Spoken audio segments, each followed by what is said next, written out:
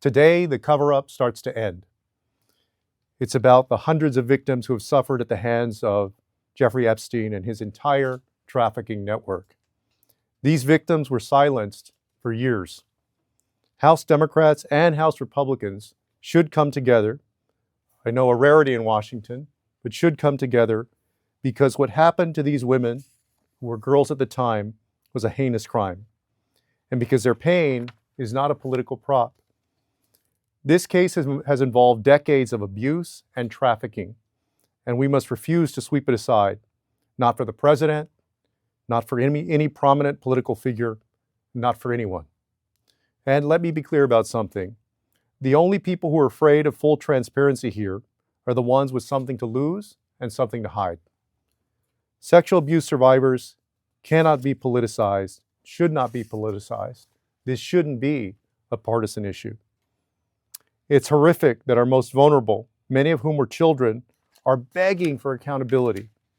And every single person who has enabled this for decades needs to be held accountable. Ghislaine Maxwell needs to be held accountable. As it stands, she's enjoying special treatment in a minimum security prison in Texas. Think about that. A sex trafficker is getting pampered while her victims are getting stonewalled.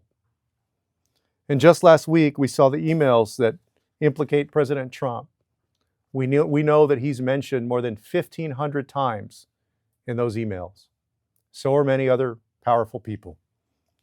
The American people deserve transparency. This is not about political games. This is about the truth. This is about making sure that this kind of thing doesn't happen again in the United States of America. Today's vote is about the hundreds of victims that have waited too long for justice. In fact, they've waited decades. They deserve justice. They deserve accountability from their own United States government. But it's also about protecting future victims and showing that no one is above the law. If we do nothing about this, it makes it more likely that there will be more Jeffrey Epsteins in the years ahead. So I do hope that we get the full story.